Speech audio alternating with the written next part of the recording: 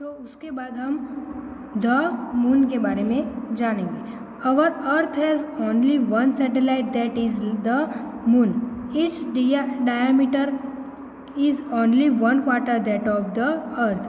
It appears so big because it is nearer to our planet than other celestial bodies. It is about 3,84,400 kilometers away from us. Now you can compare the distance of the earth from the sun and that from the moon. तो हमारे अर्थ के पास only क्या है, one satellite है और इस satellite का नाम क्या है, द मून। और उसका जो डिस्टेंस है वो हमारे अर्थ के 1/4 है और उसका वो हमें बहुत बड़ा लगता है। उसका रीज़न ये है कि हमारे प्लैनेट से वो बहुत ही क्या है, नियरेस्ट यानी नज़दीक है। तो ये हमारे अर्थ से 3,84,400 किलोमीटर दूरी पर है, इसीलिए हमारा मून बहुत ही छोटा लगता है। Then the moon moves around the earth in about 27 days. It takes exactly the same time to complete one spin. As a result, only one side of the moon is visible to us on earth. तो ये 27 days हमारा moon earth के चारों ओर चक्कर लगाते हैं और exactly same time है। तो उसका ये रिज़ल्ट होता है कि मून की ओनली वन साइड हमारी अर्थ विजिबल है और दूसरी साइड हम देख नहीं सकते हैं। उसके बाद the moon does not have conditions favourable for life. It has neither water और nor air. It has mountains and planets and dispersion on its surface. These cast shadows on the moon surface. Look at the full moon and observe this shadow.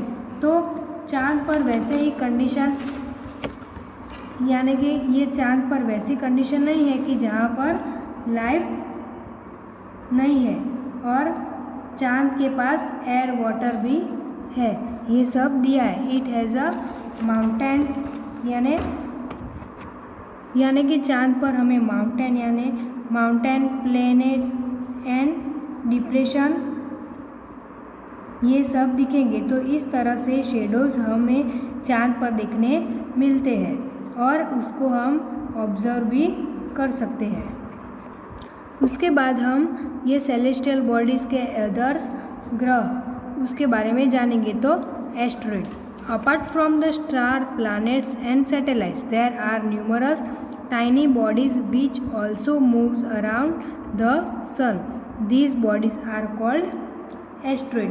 तो हमें star के बाद, planet के बाद और satellite के बाद उसके अलावा टाइनी छोटे छोटे बॉडीज़ के अलावा भी जो सन है वो चारों ओर मूव करते हैं और टाइनी बॉडीज़ को हम, ये सब टाइनी बॉडीज़ है उसको हम क्या कहते हैं, एस्ट्रॉइड कहते हैं। They are found between the orbits और मार्स एंड जुपिटर।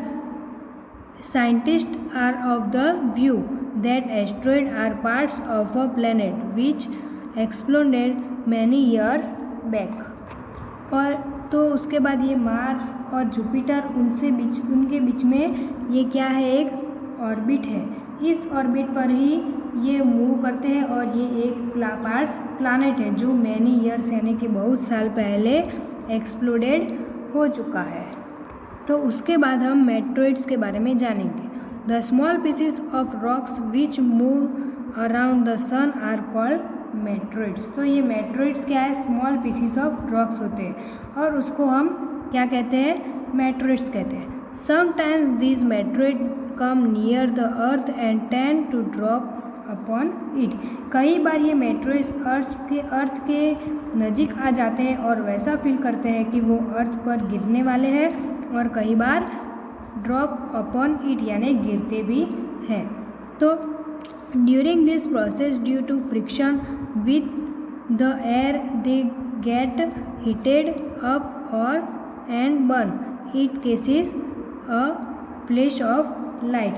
तो ये मेट्रोइड्स अर्थ पर गिरते हैं और उस समय उसका जो फ्रिक्शन होता है वो फ्रिक्शन की वजह से वो बहुत ही ज़्यादा हीट हो जाते हैं और वो जल जाते हैं और पूरी तरह से क्या हो जाते हैं, बर्न हो जाते हैं।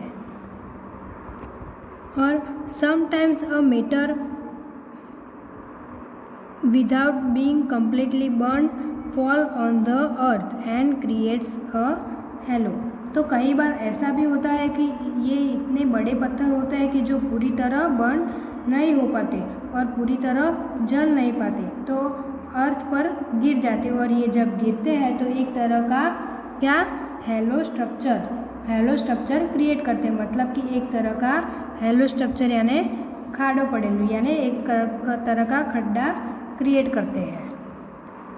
तो उसके बाद do you see a whitish broad band like a white flowing path across the sky on a clear starry night?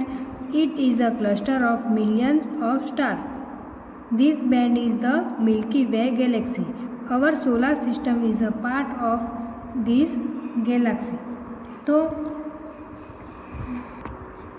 ये वाइटिश ब्रॉड बैंड होता है, ये दिखने में हमें वाइटिश लगते हैं लेकिन रियलिटी में वो बहुत सारे स्टार्स का क्लस्टर होता है। तो ये बैंड क्या है, तो ये क्या है, मिल्की वे गैलेक्सी, वो हमारे सोलर सिस्टम का एक हिस्सा है।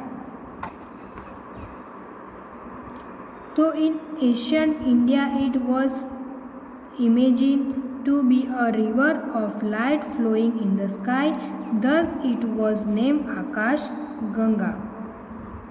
तो ये एशियंट इंडिया यानी पुराने ज़माने में लोग ये ऐसा एज्यूम करते थे कि ये एक लाइट का रिवर है और रोशनी की नदी है, इसलिए इसका नाम क्या किया है, आकाश Ganga.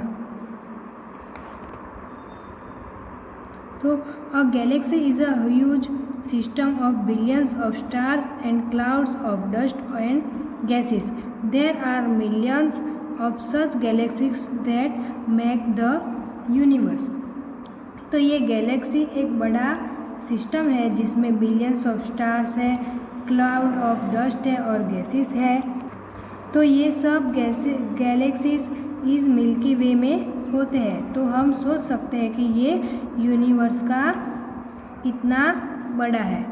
It is difficult to image how big the universe is. Scientist are still to image how big the universe is. Scientists are still trying to find out more and more about it.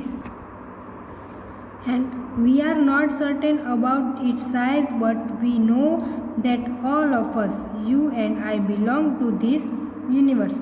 तो हम reality में ये assume भी नहीं कर सकते हैं कि ये यूनिवर्स है तो कितना बड़ा होता है। जो साइंटिस्ट से है वो और ये इन चीज़ों पर हमेशा रिसर्च करते हैं, तो हम लोग इसकी साइज़ है के बारे में और इनकी जानकारी के बारे में कुछ नहीं जानते, लेकिन ये हम सब इस यूनिवर्स का क्या है, हिस्सा है।